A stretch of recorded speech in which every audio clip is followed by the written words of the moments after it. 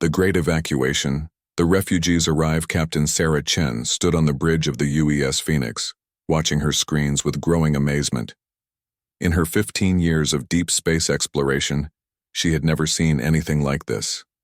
Thousands of ships filled the void beyond Neptune's orbit, their designs unlike anything in human databases.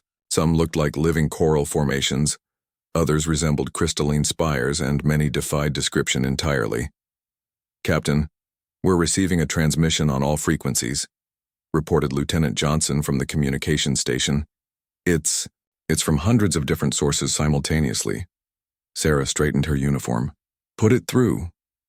The main screen flickered to life, showing a being that seemed to be made of living crystal. Its faceted surface caught and reflected light in patterns that somehow conveyed emotion. When it spoke, the voice was like wind chimes in a gentle breeze. I am Ambassador Zara 9 of the Stellar Confederation. We seek sanctuary in your space. We mean no harm. We are refugees." Sarah felt her heart skip. Refugees? From what? "This is Captain Sarah Chen of the United Earth ship Phoenix. How many ships are in your fleet?" 747 vessels, Zara 9 replied. "We represent 847 different species from across the galaxy. We are all that remains." The weight of those words settled over the bridge like a heavy blanket. Sarah exchanged glances with her crew. "Remains of what, Ambassador?" The crystal being's light dimmed noticeably. "The Void Hunters came to our worlds. They come to all worlds eventually. We are the ones who ran before our planets fell. The impossible enemy." 2 hours later, Sarah sat in the Phoenix's conference room with her senior staff and a holographic projection of Ambassador Zara 9. The alien story was unlike anything they had prepared for. "The Void Hunters appeared in our galaxy 300 years ago," Zara 9 explained, her crystalline form pulsing with subdued light. "They consume everything, not just resources or territory. They consume the very fabric of space itself, leaving nothing but empty void behind." Dr. Elena Vasquez, the Phoenix's chief scientist, leaned forward. "That's impossible. Matter cannot simply cease to exist." "Tell that to the Meridian sector," Zara 9 replied sadly. 47 star systems, now reduced to absolute nothingness. Not even space dust remains. Commander Williams, Sarah's first officer, studied the holographic displays showing the Void Hunters' path of destruction across the galaxy. "How do they do it? What kind of technology?" "We do not know. No one has ever survived a direct encounter with their main forces. We only know they are unstoppable. Every species that has tried to fight them has been consumed. The only survivors have been those who fled before the hunters arrived." Sarah felt a chill run down her spine. "How many species have been lost?" "By our count, over 4,000 civilizations. Some were older and more advanced than any of us. The Eternal Architects had technology that could reshape reality itself. The cosmic mathematicians could calculate the future with perfect accuracy. The Void Hunters consumed them all." The room fell silent. Lieutenant Johnson was the first to speak. "How long do we have?" Zara 9's light flickered like a candle in the wind. "Our long-range sensors detected the Hunters' advanced scouts entering this galactic region. Perhaps 6 months, perhaps less. We hope to gather more refugees from this sector before moving on." "Moving on to where?" Sarah asked. "The Andromeda Galaxy. It will take us 50,000 years to reach it, but it is the only place the Hunters have not yet touched." Earth's shocking decision. The emergency session of the United Nations took place just 12 hours after first contact. Sarah found herself standing before the assembled leaders of Earth, with Ambassador Zara 9's hologram beside her. The crystalline being had agreed to address humanity directly, hoping to convince them to join the Great Evacuation. "Honorable leaders of Earth," Zara 9 began, her voice carrying across the chamber, "we can offer transport to your people. Our ships have room for perhaps 2 billion humans. We know it is not all of you, but it is the best we can do," the Secretary General of the UN, Elena Rodriguez, stood slowly. "And the other 6 billion? Would remain behind." Zara 9 admitted, her light dimming with what Sarah had learned was embarrassment. The chamber erupted in voices. Representatives shouted questions and demands. Sarah watched as the most powerful humans on Earth grappled with an impossible choice. "What if we fought?" called out the President of the United States. "What if we made a stand here?" The chamber fell silent. Zara 9's crystalline form pulsed with what Sarah recognized as shock. "You cannot fight the Void Hunters," Zara 9 said. "It has never been done. It cannot be done. They are a force of nature, like entropy itself." Admiral Marcus Torres, the head of Earth's Space Defense Force, stood up. "With respect, Ambassador, running away has never solved anything. Humans have a saying, the only thing necessary for the triumph of evil is for good people to do nothing." "This is not evil you can fight," Zara 9 insisted. "This is extinction incarnate. Please, you must understand." Sarah watched the exchange with growing pride. She had seen this determination before, in the faces of human explorers who had pushed into the unknown depths of space, in the eyes of colonists who had built cities on hostile worlds, in the hearts of every human who had ever looked at the impossible and said, "We'll find a way." President Martinez of the American Union spoke next. "How long would it take to evacuate 2 billion people?" "At least a year," Zara 9 replied. "Perhaps longer. The logistics are complex." "And in that year the Void Hunters could arrive?" "Yes." The Secretary General stood again. "I call for a vote. All in favor of joining the evacuation?" Only 12 hands rose out of nearly 200 representatives. "All in favor of staying to fight?" The rest of the chamber rose as one. Zara 9's light flashed in patterns Sarah had never seen before. "This is madness. You are condemning your entire species to extinction." "Maybe," Admiral Torres replied. "But we're going to make it the most expensive extinction in galactic history." The refugees' disbelief news of Earth's decision spread through the refugee fleet like wildfire. Within hours, the Phoenix was receiving hundreds of transmissions from the various species in the Confederation. Sarah sat in her ready room, trying to process the avalanche of reactions. "The quantum philosophers are calling it the most illogical decision in recorded history," Lieutenant Johnson reported. "The hive minds say it's incomprehensible to any rational consciousness. The war poets are, well, they're composing epic ballads about it, but they still think we're insane." Sarah allowed herself a small smile. "What about the others?" "Mixed reactions. Some species are requesting immediate departure from the system. They don't want to be anywhere near us when the hunters arrive. But others?" Johnson paused. "Others are asking to stay." "Stay?" "Commander Thakmore of the reptilian hegemony has requested a private meeting with Admiral Torres. Apparently his people are considering joining our defense." Sarah felt a spark of hope. "How many others?" "At least 40 species so far. The binary twins, the crystalline collective, the fungal networks, even some of the quantum philosophers, despite their official position. They're calling themselves the Defiant Remnant." The door chimed and Ambassador Zara 9 materialized in the room. Her crystalline form was pulsing with agitated patterns. "Captain Chen, you must reconsider. I have been in contact with the Confederation Council. They are willing to extend the evacuation timeline. We could save perhaps 3 billion humans if we had more time." Sarah stood and faced the alien diplomat. "And abandon the rest? Leave them to face extinction alone?" "It is better than losing everyone," Zara 9 pleaded. "This sacrifice serves no purpose. The hunters will consume your world whether you fight or not." "Maybe," Sarah said. "But at least we'll know we tried. At least we'll know we didn't abandon our home without a fight." Zara 9's light pattern shifted to what Sarah had learned indicated confusion. "I do not understand your species. Logic dictates that survival is the highest priority." "Logic is important," Sarah agreed. "But so is hope. So is courage. So is the belief that some things are worth fighting for, even if you can't win. The coalition forms." The next few days were a whirlwind of activity. The Human Defense Coalition was formally established with Admiral Torres as its commander. Earth's industrial capacity was mobilized on a scale not seen since the global environmental crisis of 2157. Factories that had been producing consumer goods were retooled to manufacture weapons and defensive systems.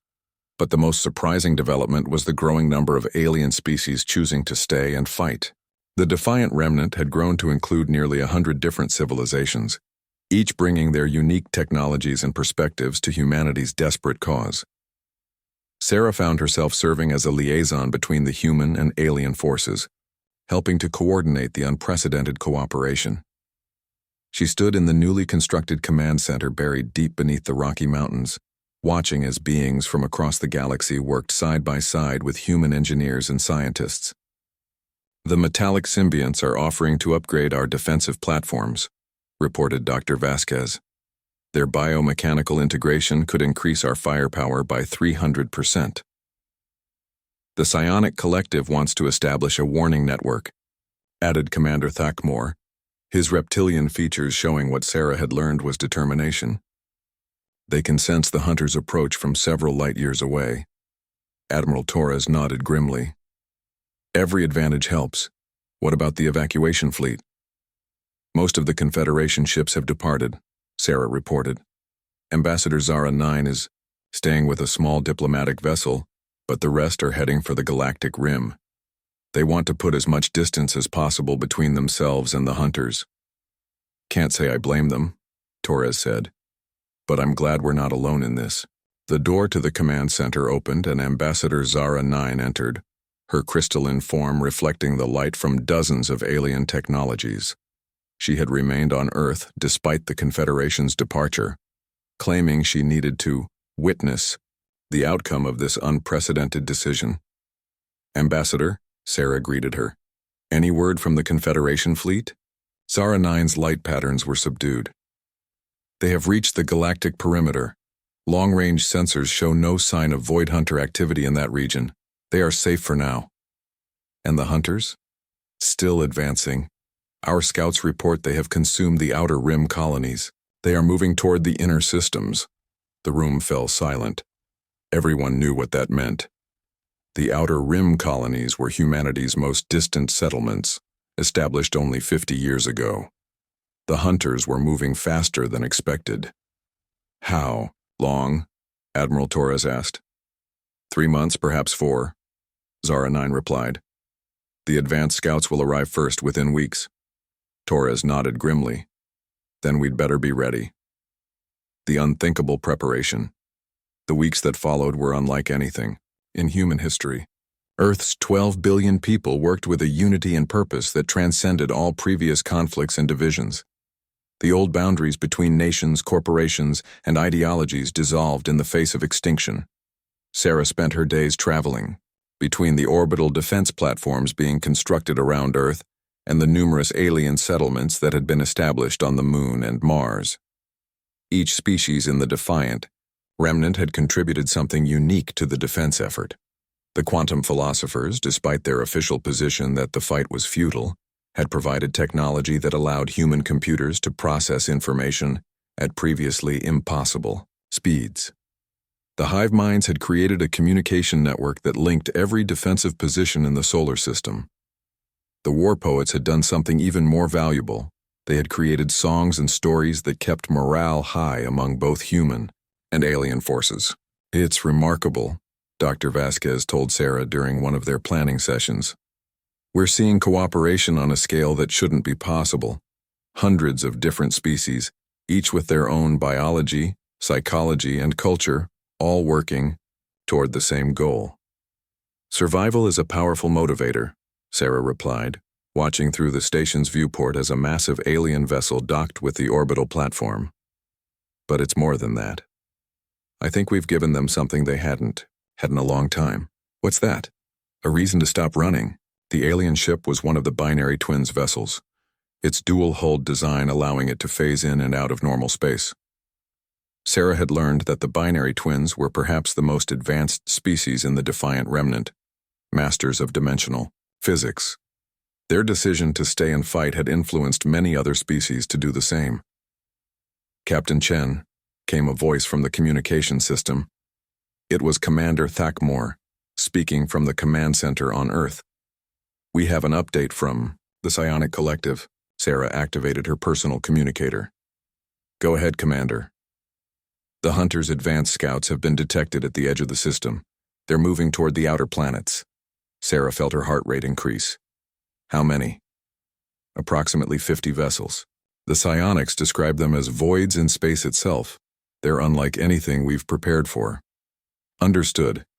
Begin implementation of Defense Protocol Alpha. All units to battle stations. As alarms began to sound throughout the orbital platform, Sarah looked out at the vast fleet of human and alien ships taking defensive positions throughout the solar system. They were about to face an enemy that had destroyed thousands of civilizations, consumed entire sectors of the galaxy, and never been defeated. But as she watched the diverse fleet of the Defiant Remnant move into formation, Sarah felt something she hadn't expected to feel in the face of such overwhelming odds. She felt hope, because for the first time in galactic history, the Void Hunters were going to face something they had never encountered before, a species that refused to run, backed by allies who had chosen to stop running with them. The greatest test in human and galactic history was about to begin. The last stand begins first contact with the Void Captain. Sarah Chen gripped the armrests of her command chair as the Phoenix shuddered under the force of the Void Hunters' approach. The enemy ships were nothing like the databases had described. They weren't ships at all. They were holes in reality itself, spaces where light and matter simply ceased to exist. Sensors are going crazy, reported Lieutenant Johnson, his voice tight with strain. The readings don't make sense. It's like they're there and not there at the same time. Visual confirmation? Sarah asked. Negative. They don't reflect light, don't emit energy signatures. We can only track them by the distortion they cause in space around them. On the bridge's main screen, the edge of the solar system looked wrong. Stars flickered and vanished as the Void Hunter scouts passed between them and Earth. 50 wounds in the fabric of space moved with purpose toward the inner planets. Admiral Torres' voice crackled over the communication system from Earth Command. All units, this is Admiral Torres. Remember your training, these are just the scouts. The real test comes when their main force arrives. Our job is to learn everything we can about these entities while giving them the fight of their existence. Raw opened a channel to her crew. Battle stations, all hands prepare for contact with unknown hostiles. Remember, we're not just fighting for Earth. We're fighting for every species that refused to give up hope. The first encounter came near Jupiter's orbit. The heavy cruiser UES Defiance, commanded by Captain Rodriguez, engaged the lead Void Hunter, Scout. The battle was unlike anything in human military doctrine.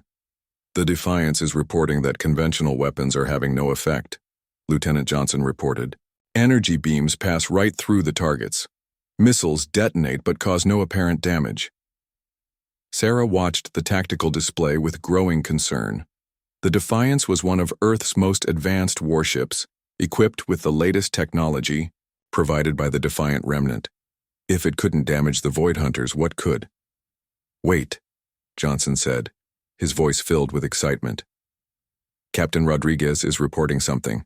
The quantum philosopher's reality anchors are having an effect. The Void Hunters are becoming more solid, more present in our dimension. Sarah felt a surge of hope. All units deploy reality anchors. Make these things exist in our universe so we can fight them. The impossible victory. The battle that followed defied every law of physics Sarah had ever learned. The reality anchors, strange devices that looked like crystalline spiderwebs, somehow forced the Void Hunters to maintain a consistent presence in normal space. Once anchored, they became vulnerable to conventional weapons. Direct hit on target 3, reported the weapons officer aboard the Phoenix. The creature is losing cohesion. Sarah watched in amazement as one of the Void Hunters began to unravel, its impossible form dissolving into wisps of dark energy. That's not possible. According to every report, the Void Hunters are indestructible. Captain, came a voice from the communication system. It was Dr. Vasquez speaking from the research station on Mars. I think I know why our weapons are working. The Void Hunters have never faced resistance before. They've evolved to consume matter and energy unopposed. They don't have defenses against sustained attack. Like a virus that's never encountered an immune system, Sarah said, understanding dawning on her. Exactly. They're perfectly adapted to destroy undefended targets, but they've never had to survive a counterattack. The tide of battle began to turn.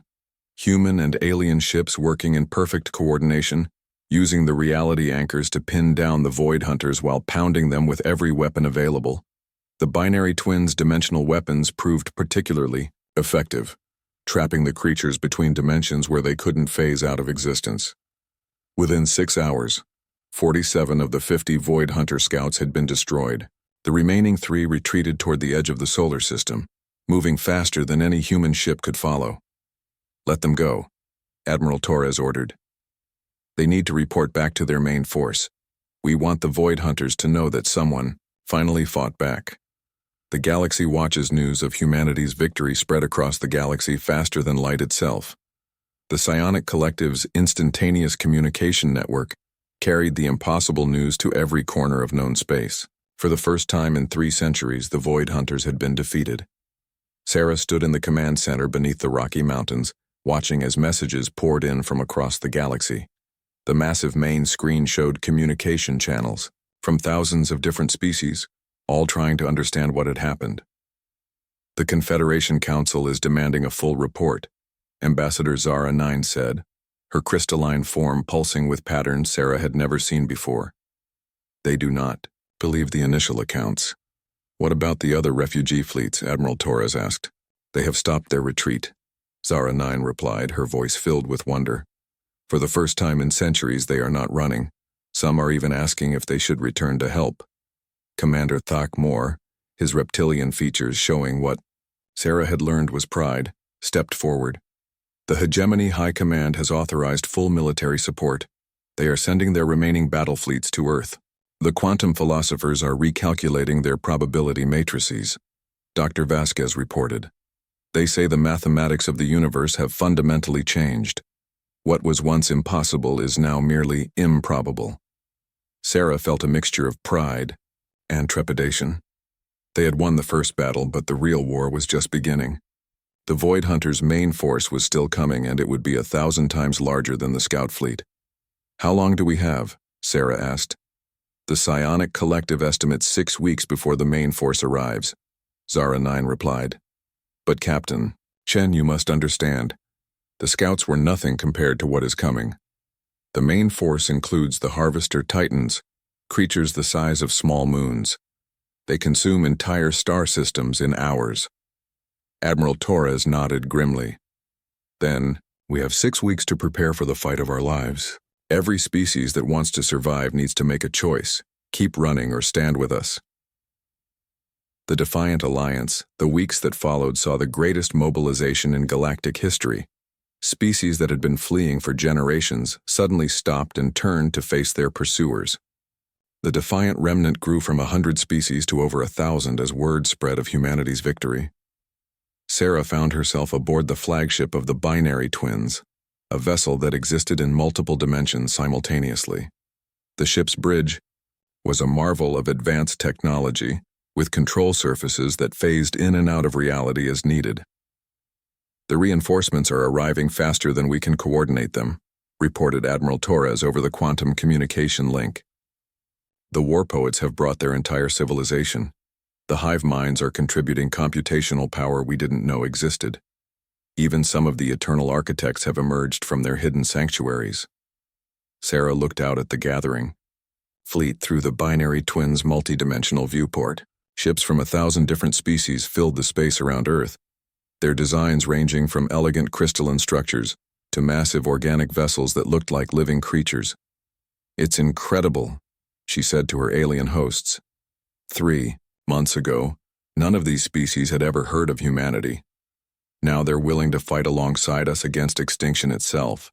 The Binary Twins spokesman, a being of pure energy who communicated through mathematical equations, responded with a complex formula that Sarah's translator interpreted as profound respect. Your species has given us something we had forgotten. The translation continued. The courage to hope. But not everyone was optimistic. Ambassador Zara 9 had grown increasingly agitated as the main Void Hunter force approached. Her crystalline form now pulsed with patterns of deep concern. "You do not understand what you are facing," she told Sarah during one of their strategy meetings. "The Harvester Titans are not just ships. They are living manifestations of entropy itself. They have consumed the cores of stars, devoured the fabric of space-time. No force in the galaxy has ever stood against them." "No force has ever tried," Sarah replied. "Every species that encountered them either fled or was destroyed before they could mount a proper defense. We're going to be different." "How can you be so certain?"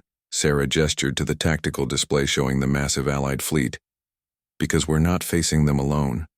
Because we've already proven they can be hurt, and because sometimes the impossible becomes possible when enough people believe it can happen." The human discovery. The breakthrough came from an unexpected source. Dr. Elena Vasquez, working with a team of human scientists and alien researchers, made a discovery that changed everything they thought they knew about the Void Hunters. "They're not ancient cosmic entities," she announced to the assembled command staff. "They're artificial constructs created by a species that destroyed itself trying to achieve immortality." The revelation sent shockwaves through the Allied forces. Sarah listened in amazement as Dr. Vasquez explained her findings.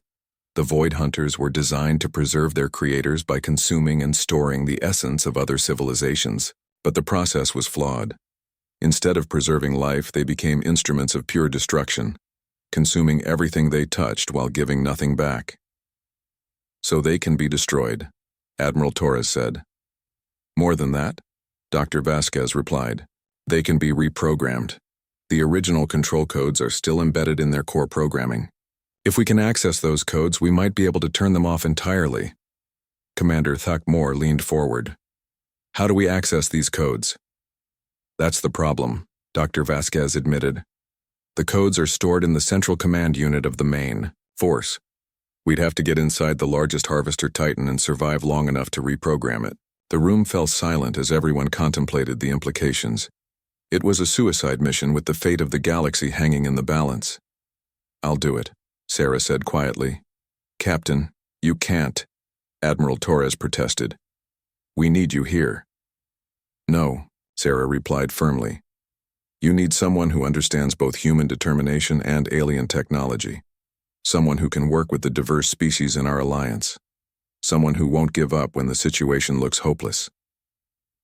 Ambassador Zara 9's crystalline form flickered with patterns of deep emotion.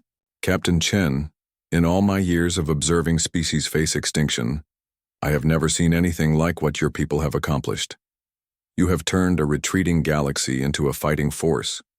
You have given hope to civilizations that had forgotten what it meant to stand their ground." Sarah looked around the room at the assembled representatives of 100 different species, all united in their determination to finally face the Void Hunters. "We didn't do this alone. Every species here made the choice to stop running. Every world that sent ships made the decision to fight. We're stronger together than any of us could be alone." The final approach, the Void Hunter main force arrived, at the edge of the solar system like a tide of darkness. Sarah stood on the bridge of the Phoenix, now serving as the flagship of the Allied fleet, watching as reality itself seemed to bend and warp around the approaching enemy. The Harvester Titans were even more massive than the intelligence reports had suggested. Each one was the size of a small planet, their surfaces composed of what looked like crystallized void. Around them swarmed millions of smaller Void Hunters, creating a cloud of darkness that blocked out the stars. "Fleet status report," Sarah ordered. 12,000 ships from over 1,000 species, Lieutenant Johnson reported. "All systems operational. Reality anchors are powered and ready. Psionic Collective reports the enemy is broadcasting on all frequencies," added the communications officer. "It's the same message, repeated over and over. Surrender and be consumed. Resistance is futile." Sarah smiled grimly. "Send a reply on all frequencies. Tell them, we are humanity and our allies. We don't surrender, we fight." The message was broadcast in 1,000 different languages simultaneously, carried by the combined communication networks of the allied species. It reached every corner of the galaxy, heard by every refugee fleet, every hidden colony, every species that had ever fled from the Void Hunters. And for the first time in 3 centuries, the galaxy heard something it had almost forgotten: defiance. "All ships," Admiral Torres's voice rang out over the fleet communication network. "This is Admiral Torres. Today we make history. Today we prove that no enemy is too powerful, no odds too great when free beings stand together. Today we show the galaxy that running time is over. Today, we fight." The Allied fleet surged forward.